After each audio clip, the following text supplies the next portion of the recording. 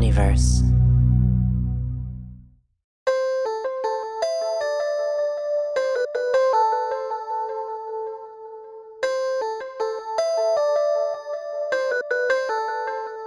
The Call of Cthulhu Mystery Program contains content that may not be suitable for all ages. Listener discretion is advised. Visit CthulhuMystery.com and head to Patreon.com/OmniverseMedia to join our community of fans and unlock further secrets.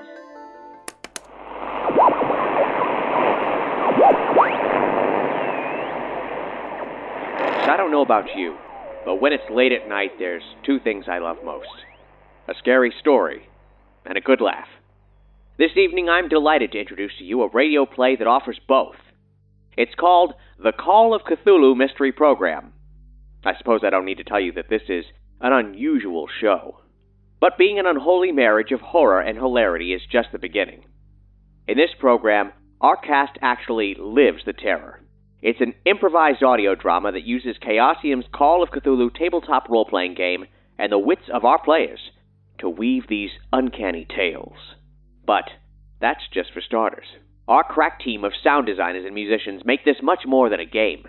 This is a cinematic radio play where anything can happen, and these poor souls never know what's going to hit them. Now, take care, because the same can be said for you. This is a grim show at times, and we want to strongly caution you that in this first series, you'll encounter grisly gore, violent misogyny, and psychological disorders caused by terrible abuse. If that's not your cup of tea, well, that's easily solved. You see, each series of this program is a standalone story. So, for a no less bone-chilling but decidedly different tale of terror that even further melds the realms of audio drama and actual play, consider setting your dial to our second series, The Terrible Secret of Lot X. But for those of you sticking with us for this inaugural adventure, as the Call of Cthulhu Mystery Program emerges, screaming into the airwaves, swaddled in a blanket of nightmares, steel your hearts for this macabre and delightfully sordid affair, our debut 8-part series which we call The Black Birth.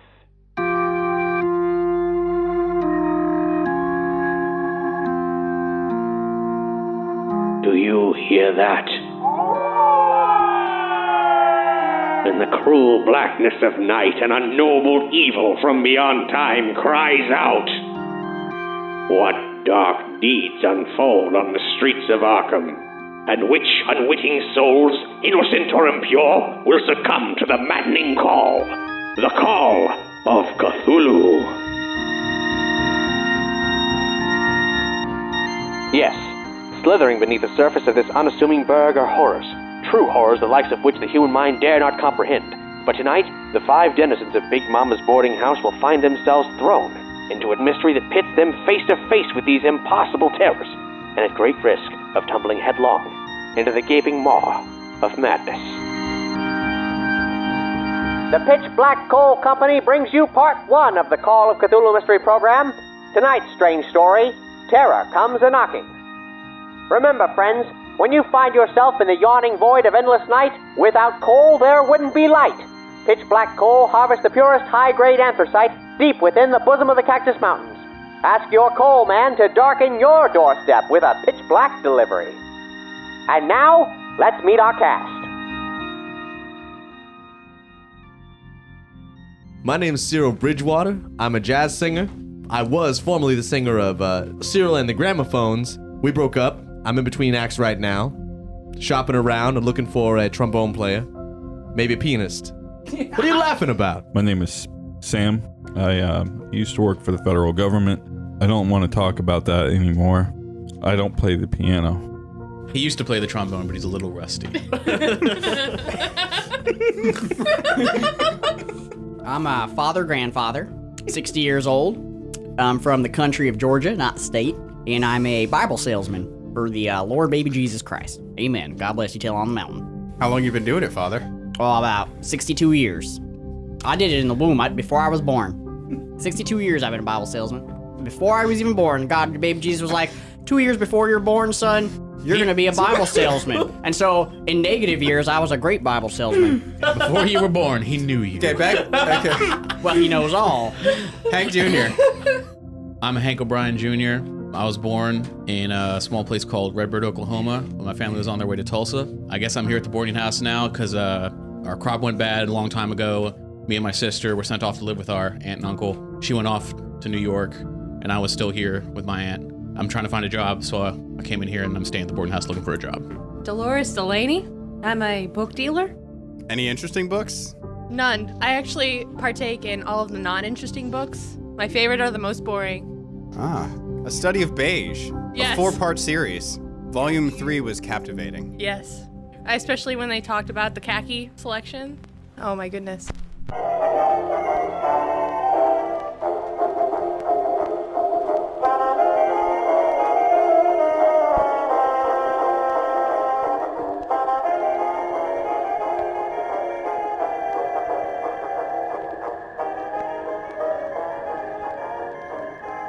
All of you in Ma's boarding house, you guys have all come here for your various reasons, but you guys aren't the only one there. There's a lady who's been here for a time too. You know, some of you have gotten to know her fairly well. I mean, in as much as, you know, she's polite and you guys have nice little talks every once in a while. She goes by the name of Hannah Pickering. She's young, you know, maybe in her early 20s. She's slim, long blonde hair, you know, not exactly in the bob cut fashion. She's a little behind the times, pretty apparently. But in your times, she's a little shy and kind of avoids looking at people. One thing you guys have noticed is she kind of walks with a bit of a limp, favoring her right leg. Her left shoulder is a little bit higher than the right shoulder. All in all, she's very quiet, very demure. But recently, in the last few weeks, you guys have kind of noticed she's been acting a little bit strangely. By and large, she's been a lot more irritable. Everybody make a spot hidden check. Ooh, I got a good spot. Which, are we rolling 100? Yeah, out of a D100. 38 out of 80. Okay. Well, I got a 300. 79. Agent Spade, Yes. you've got a trained eye for this kind of thing. Weird. And Yes, I do. One thing you've noticed recently is looks like she's put on a little bit of weight. Doesn't seem to have really been, you know, in the face anywhere, just kind of around the midsection. She done got knocked up. Committed sin. So your suspicion is that's probably happened. But you know, she's definitely not willing to talk about anything like that. I have another question. Is it possible? I mean, how did she get the limp? Or, I mean, was she abused? She's quiet. She has a limp. Well, usually in engaging things, she tends to avoid talking about herself a lot. Like she'll talk about her work. Apparently, she's some sort of typist. By and large, pretty superficial about things. Like she's very polite. Like she doesn't like to talk about any personal issues. And having interviewed plenty of people in your time, you get a sense that you probably wouldn't be able to even push her on that too much. Like, so for the sake of politeness with your fellow boarding housemate, you don't ask. Oh, yes, I do. No, you're right. Perhaps she needs a Bible that I may sell her. One day, she seems quite a bit worse off than normal. Laughter, strained, kind of a really painfully forced grin. You know, being a bit concerned about her since you've already got your suspicions, you know, you ask her kind of what's up. And she dismisses that she has anything wrong. She heads out that evening. I follow her. Creepily. When can we interject? Stalk. Well, that's what I was about to say. She heads out that evening. You guys are all tired from your various things. You know, selling Bibles. Reading my extensive 12-book, whatever they call those, anthologies. Yes, your 12 You're a book expert? Yes. I read those things that have words. She was. I have a lot of education, not so much intelligence. She was looking up the anthology to see what it was in that other thing. You know, that book that has all the words in it. my extensive 18-book anthology about anthologies. Exactly. What you have to remember, she's a book dealer. That's more of a sort of a collector money exchange kind of thing, you know. Bound gold, if you will. Opens the encyclopedia A. Anthology. Oh, a collection of knowledge. Okay. Well, Father Grandfather, Yes, sir. that evening, or way way late into the evening, about 3 a.m., so much that I guess it's early the next day. You get a knock on the door of your bedroom. All right, I'm getting my bullwhip out. Who's at the door? I got my bullwhip. My bullwhip. It's Ma. Someone's here to see you. Ma? Who that? Your landlord. Yeah, Oh, Ma's boarding house. I mean, yeah, I'll be right there. I opened the door. Well, you open the door, and Ma's standing there in a nightgown. Here in the face with the bullwhip. Okay, roll your bullwhip skill. A bullwhip. 1d3. Well, roll the. So that's how it's gonna be. She's not dodging it, so she doesn't know this is coming. She's totally by surprise. 4. Okay, so How do I have a 4? you latch open the front of Ma's face with your bullwhip, and blood is pouring everywhere. The police officer standing right next to her is almost too shocked to respond. Ma shouts in a peal of agony, and she the come rest to of you rape all me. hear this. It was an accident, officer. My hand slipped. She's a woman. You know, I put her in her place and all. She obviously sinned. It was an accident. It's like, and then, Your Honor, before he opened the door, I heard him say, "Hold on, I'm getting my bullwhip." Then he Sir, opened I the said door. I have my bullwhip, and when I open the door, I intend that whoever I said that to is going to get hit in the face with a bullwhip. I said I was getting my bullwhip. The uniformed police officer draws his pistol. I'm outside in the Okay. hallway with my Yeah, 38. You come out into the hallway brandishing your firearm. Your boxers with the heart-shaped boxers. I have a 99% persuasion. Can I persuade this officer to let me go because she's just a whacked out crazy broad who probably deserved it? She's a whacked out crazy dame. We'll give you half of your 99% because this is kind of a ludicrous lie. All right, so am I rolling? Yes. I got a 77. A 77? Okay, so Yeah, that was good. now normally if perhaps she was like a whacked out dame, even though you know Whacked out crazy assaulted broad. her, you'd have a chance. But this is your landlord, and she's a respected member of the community. The police officer doesn't seem to be buying it. But at this time, Agent Spade comes out. You've got your pistol out. None of these people see you because you've just come out into the hall. The cop right now, he's got his gun drawn. He's focused entirely on Father Grandfather and the profusely bleeding Ma. I put my gun away and I go back to bed. Cops are handling it. Nothing to do here. Okay, well, I knew he was crazy. I'm guessing the rest of you guys peek your head out and see this tragic scene. Yeah, just to peek through the keyhole, can't see anything. Keep my head low, stay out of trouble. Too much excitement for me. Okay. Wow. So one by one, doors open and then close as people see what's going on. What have I done? Hank Jr., you gonna interject here? I would have. If I see he's holding a whip, her face is bloody, and a cop is there, I'm not gonna do anything. I'm gonna close my door and just. What the fuck have I done? Now, Why can't I take it back?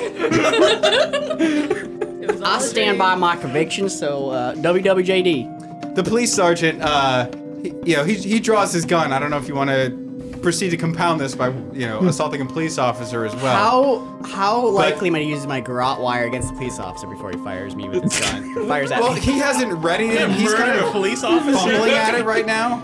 So if you want to lunge at him, you're certainly this welcome might end, to. You know what? No, I'll But back you've got off. the bullwhip in your hand. What's so, gonna happen to me if I don't stop him?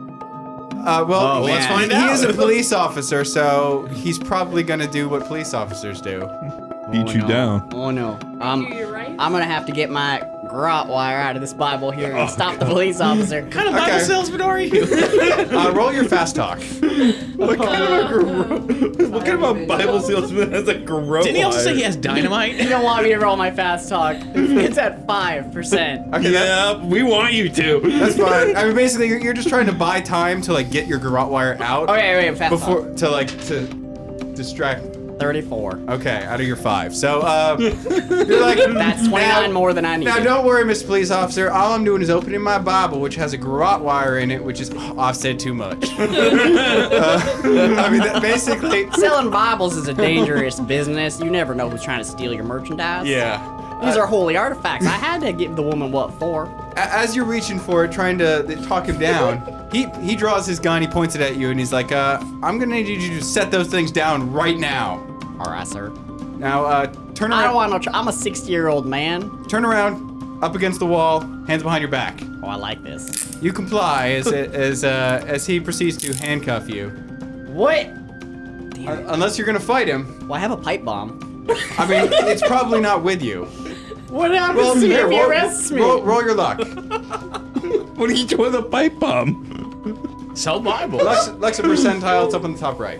I'm gonna try to set off a pipe bomb. Yeah. Then Does I'll he give give up. I roll 100? Winchester you roll family that or Bible under. salesman. What's your luck? My luck is 35. Okay, go for it.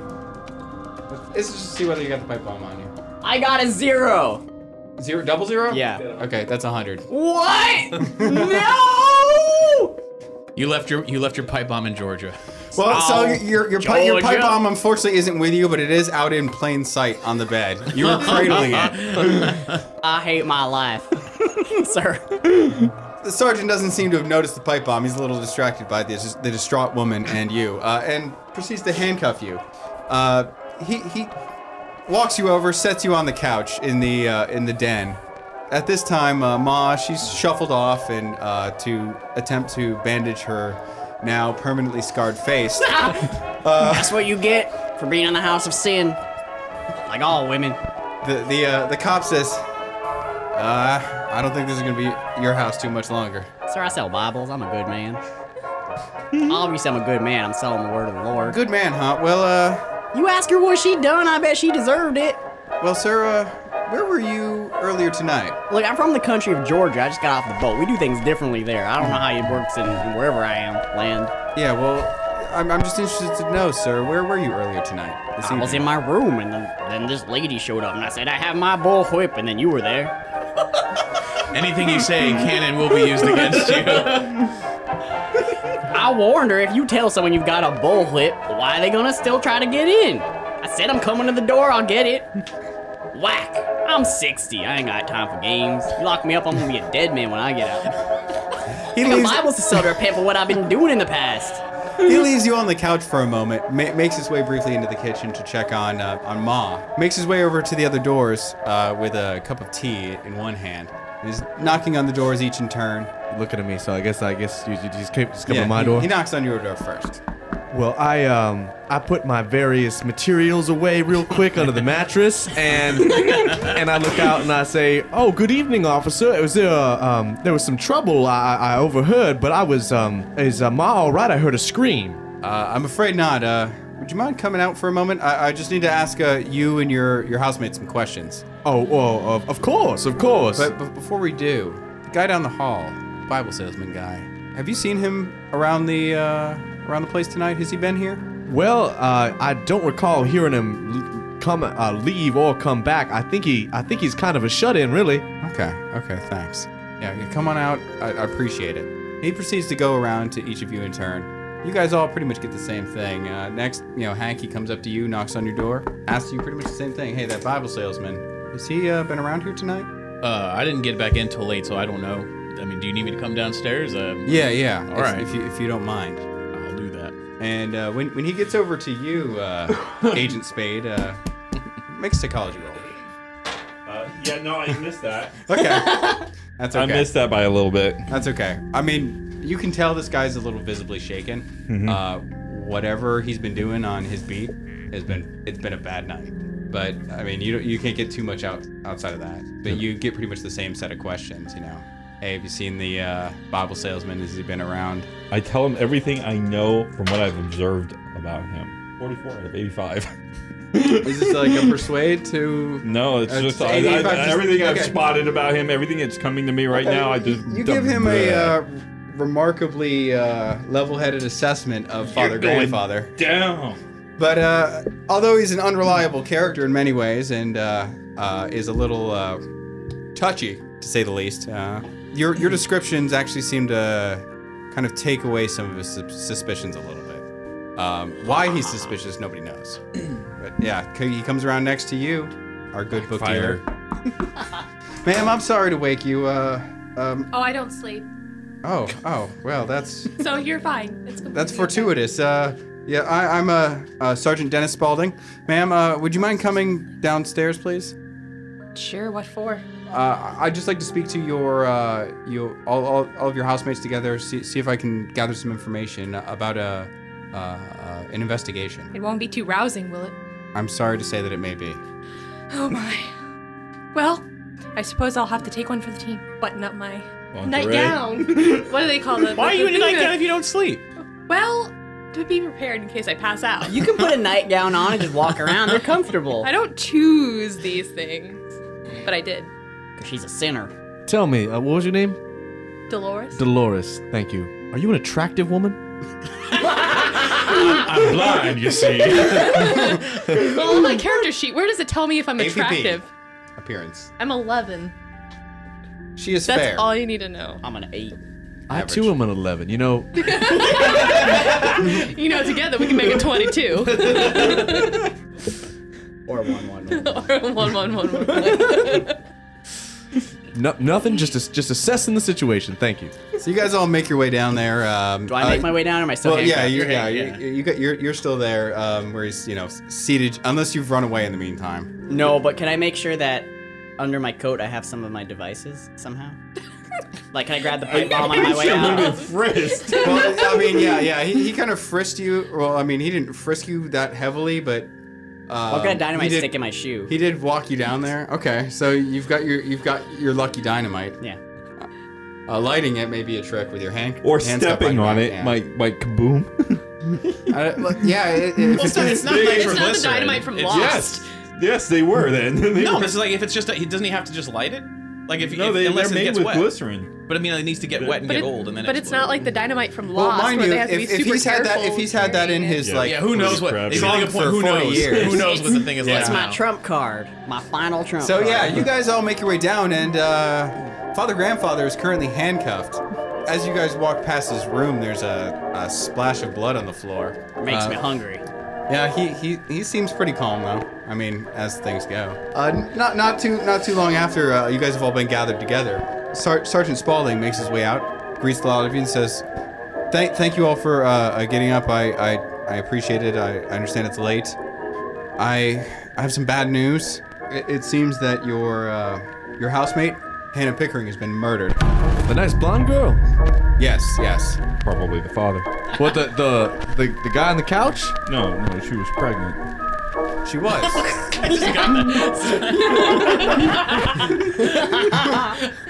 It's like so the father is the father. Were they married? So If they weren't married, they she probably got what she deserved. the sergeant asks you. He says, "So you think she was pregnant? That's good to know. Do you happen to know who the father was?" No. Oh, okay. That nice girl. She seemed like she was coming undone, officer. Something wasn't right with her. Been that way recently. But you guys haven't noticed anything specific. Just generalities, possibly a father-child situation. That's good to know. I definitely appreciate it. Any of you guys know anything else? Please don't hesitate to give me a call. And he hands out a business card. His hand is shaking ever so slightly when he holds it out. So can I take these handcuffs off? I promise I won't hit no one what deserve it no more. I'll take the card from the officer. Where was she found? On the outskirts of town. How'd it happen? Right now, we're just trying to gather as much information as we can so we can figure out what's going on. But if you have more input or anything, please don't hesitate to stop at the station or give me a call. As for you, sir. Sir, I'll behave. Don't trust him. Sir, I'm a good, honest man. I sell Bibles for a living. I'm from the country of Georgia. I have immunities. Well, we're gonna bring you down to the station, book you, and then it's gonna be up to Ma whether or not she wants to press charges. Oh God, I gotta get out of this mess. What did he do to Ma? And about this time, Ma comes out. She's got her own cup of tea, and her face is all covered in blood. One hand, she's got her teacup, but the other hand is basically just a big rag that she seems to be mopping up a surprising amount of blood from some sort of head wound. I kicked the teacup out of her hand. Okay, so Bitch got me arrested. I'll go to the kitchen, get a steak. she can put that on barely her see head. anything, and she's coming out. You know, she's got this thing on her face. I'm going to jail. I don't care. I'm gonna pin this son of a bitch against the wall. Okay, what's your agility? Or dexterity, sorry. My dexterity is 15. What's your dexterity? 11. Fast Okay. old coot. So yeah, that old coot is fast, and by the time you get up out of your chair to go after him, he's already launched a kick at her. Make a kick roll, double skill. How do I make a kick roll? Down at the bottom. It's a percentage. Oh, 25. So you got a 50% chance to kick this thing out of her hand. Oh! 16. 16. Okay, you mightily kick that thing. I still pin him up against the wall. Yeah, and the teacup goes flying. You follow after, grab onto him. You're getting him from behind. I'm just gonna give this to you. So you pin his ass up against the wall, and Ma has gone hurtling back into the kitchen. That's what you get. Kicked by the force of his mighty blow. I'll slam his head against the wall. Stay the fuck down, you crazy son of a bitch. I've got the strength of Jesus. You can't pin me for long. These handcuffs won't stop me. Did it stop Samson? No. And as you're pinning him, the good sergeant, Sergeant Spaulding, comes up and proceeds to truncheon the Bible salesman into unconsciousness. Oh, God. During this, I go into the kitchen, into the icebox, find a steak or something cold, and go put it on the old lady's head, and go back, sit down, light my pipe. Yeah, I want to help her to the couch to sit down. Ma is very appreciative. Oh, you boys are so nice. I don't know what came over, Father. Thank you so much. I'll go in and make her another cup of tea.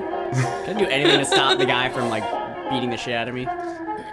I'm just watching What do you want to do? I mean, you're You being could held by stop being another a guy. nutcase. I mean, if you want to struggle out of it, that's an I'm option. gonna pretend I'm having a stroke. Okay. Because I'm 60. May You'll have believe one for that. real. After he beats you. There you go. Roll your persuade. Oh, man. Alright, Oh, which is actually probably 99%. 99. Yeah, okay. Y'all gonna believe it. So yeah, you're holding this guy down there, Cyril, and all of a sudden he strokes out on you. I'm Wiggly son stroking of a out. bitch. I just assume he's, fighting me. So I'm gonna just, move this pinning against the wall to pinning against the floor. Put him, slam him down a bit more. Frankly, I don't care what happens to him. I'm out of stuff. I'm having a stroke, that's all I know. So he's stroking out and being pinned to the ground by Cyril, who slowly chokes him into unconsciousness. no! You're a hero, good sir. Well, someone had to do it, right? This old man's crazy. He needs to be put down. And Ma, after picking herself up and sipping her tea, goes in and proceeds to call the authorities to come and address the situation. It's not long before another squad car has arrived to carry off Father Grandfather. This game should be called Call of the Bible Salesman. And so, yeah, he's carried off. Sergeant Spaulding is incredibly apologetic to the lot of you, and especially to Ma, and actually offers to drive her to the hospital himself. I mean, unless you guys have anything, he's gonna leave, let you guys sleep, and go get Ma stitched up. I'm gonna go with him just to go make sure that grandfather doesn't break out of prison. Is he unconscious at this point? Actually, I want to take the opportunity to kind of talk up the cop because he's obviously shaken. It can't be the first time he's seen something bad. But, Yeah. Outskirts of town, won't give a lot of details. In a room full of people, probably because there's women. And we got one woman. We're gonna go take her to the hospital, and then when we're separated from her, we're gonna go chum it up. Okay, so Ma gets taken to the hospital. She gets stitched up. Outside of that, you speak with the detective, the sergeant rather, Sergeant Spaulding, and he tells you it was ugly. She's found all ripped up, like I'm talking Jack the Ripper bad, out on the outskirts of town, out by the dump. So what would she be doing out by the dump? That's what I was coming to find out for you guys. If you, I mean, you guys are, her housemates. If anybody would know anything, I figured it'd be you. So you don't think it was an animal? It was maybe. Right now, we don't think so, but nobody's really sure. Tomorrow, we're gonna check in with her jobs, see if anybody knows anything there. But right now, you guys are our, first leads. So I gotta walk back. That sucks. Well, no, he's going to drive you back. So out by the dump, don't even know if it's an animal or not. Who's out there with the body now? Oh, well, right now, I mean, they're out there cleaning it up. They've got a detective on the case. Federal or local? Local. Detective Harden. He's the one they put in charge. And he's out there now? I think so, yeah. Let me have the keys for your car. Listen. I'm an agent. I'm a federal agent. I can help. You can just show him your expired badge? I didn't bring my badge. It's back in the room. I was coming here to help out. Persuading. I bombed that one. He's like, listen, things have already gone a little tits up so far. I've already got one of my potential witnesses in the hospital with a lacerated face. Another one is currently in custody. You know, I'd appreciate it if you want to check into it, look into it further tomorrow. You know, we certainly would appreciate the help. Just, but yeah, I don't think I can give the squad car. Yeah, it was worth it. He actually pulls the side of the road, writes out a number on the back of one of his business cards, and he says, "Listen, this is Detective Harden. He's a good guy. I'll tell him you're looking to see what you can do to help, and he'll definitely be able to, you know, do a little more. If anything, he'll probably swing by tomorrow." Oh, then that makes it easier. I don't have to go anywhere. Okay, then yeah, take me back to the boarding house. So he drops you back off at Moss. Everybody else I'm guessing is gonna get some sleep. Compulsively making tea. 10 sets of tea around for 4 people. My guy's definitely asleep. I take a cup of tea and add a little whiskey, go back up to the room. I've had some of Mr. Delaney's tea, and I smoked a cigarette on the porch, and going back to bed, say goodnight to Mr. Delaney. Good night, Mr. Delaney. You wish it was a good night, sir. Well, I'll see you in the morning. Certainly can't get worse. I feel like you're Lando Calrissian. Right? Yeah. I'll make my way back lady. upstairs and I'll just be like, that cigarette he was smoking smelled funny.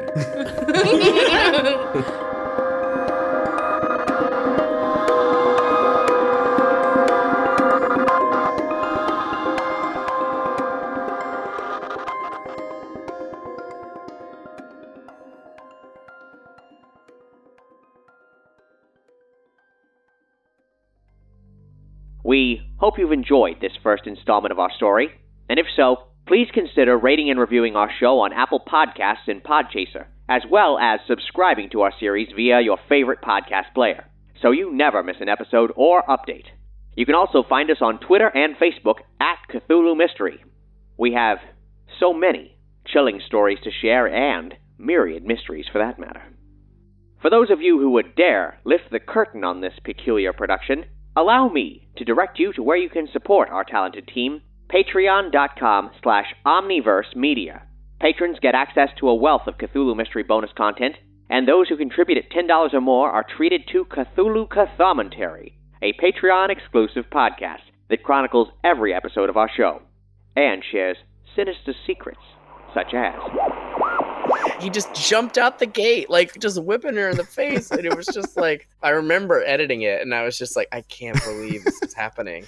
I can't believe this is the this is the first thing. Father Grandfather's fear is gynophobia. He's afraid of women. That's why he whips Ma in the face.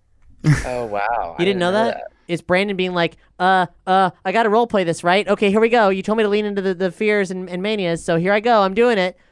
That's what happened. Wow. Now, it's late. No doubt your bones have been sufficiently chilled by this evening's show. So, how about some music to ease your nerves? I have something quite special. This is a world premiere, folks. Hot off the presses. A brand new tune from Chamber Band. Their latest long play is called Careers, and I'm sure they have a bright one ahead of them. Won't you join me now in listening to this lovely little tune? Again, a world premiere here on WIS. This is Chamber Band with Abernathy.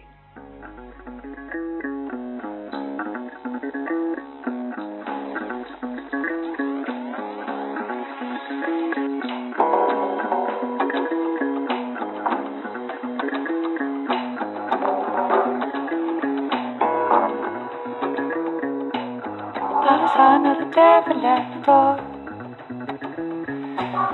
Thought I saw another face I'd seen before. And the ghost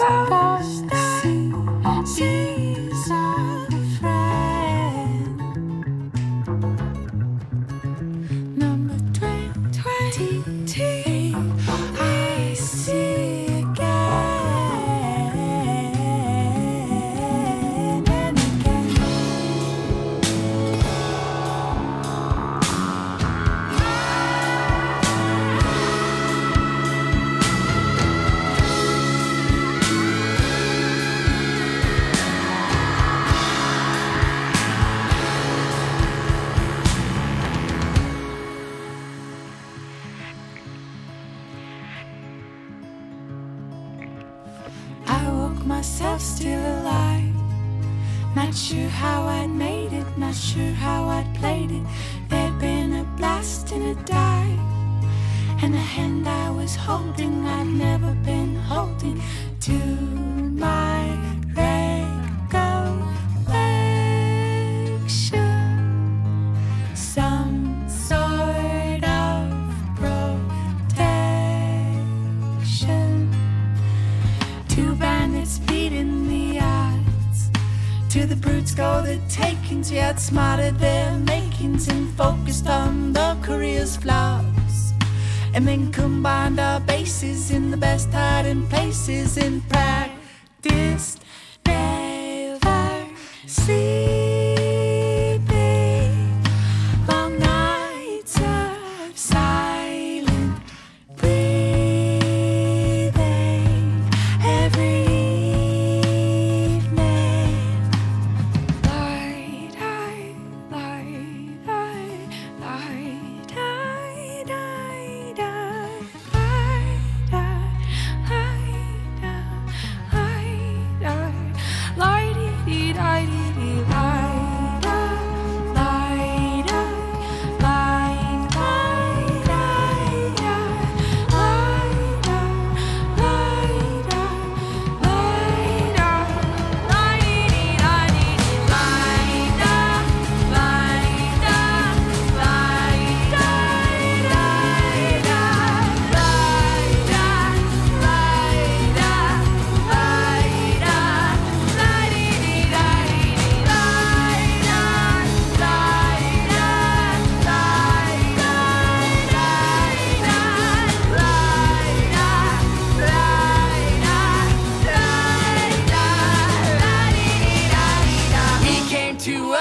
in time, all alone in our feelings, all stooped in our feelings and crossed some invisible line. And as she was leaving and as I was seething, I could hear the coming of the curious coming, but I think I'm done running. I'm done running. I'm done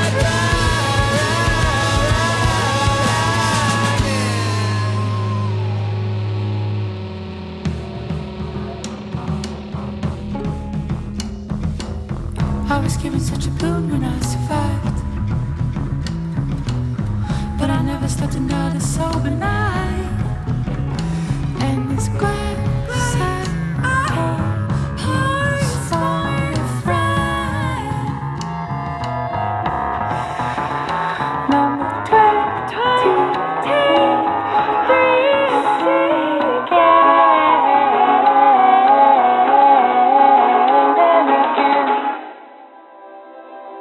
Thanks for listening to the Call of Cthulhu Mystery Program. Please rate and review us on Apple Podcasts or Podchaser, and be sure to subscribe to our series via your favorite podcast player to get all the latest episodes. Episode 1, Terror Comes A-Knocking, was written and performed by Luke Stram, Kat Blackard, Doug Banks, Kay, Brandon Gerson, and Ruel Knudson, and is based on the Call of Cthulhu scenario, Behold the Mother from Dead Reckonings, published by Chaosium Incorporated. The series is edited and produced by Colin Peterson and Kat Blackard, and the original score is composed and performed by Ryan McQuinn and Mike McQuinn of Neon Dolphin, home for all your custom music needs and more, neondolphinmusic.com. For full episode credits, transcripts, as well as character sheets and other supplemental material, visit CthulhuMystery.com. This program is made possible by the support of listeners like you. Join us at patreon.com/omniversemedia. All characters appearing are fictitious, and any resemblance to persons living or dead is purely coincidental. This series is recorded and produced in Central Florida and Nashville, Tennessee, on lands ruthlessly taken from their indigenous people, the Timucua and Seminole, and Yuchi, Shawnee, and Cherokee, respectively. To learn more about the First Nations of the lands where you live, visit native-land.ca. This has been the Call of Cthulhu Mystery Program. Good night.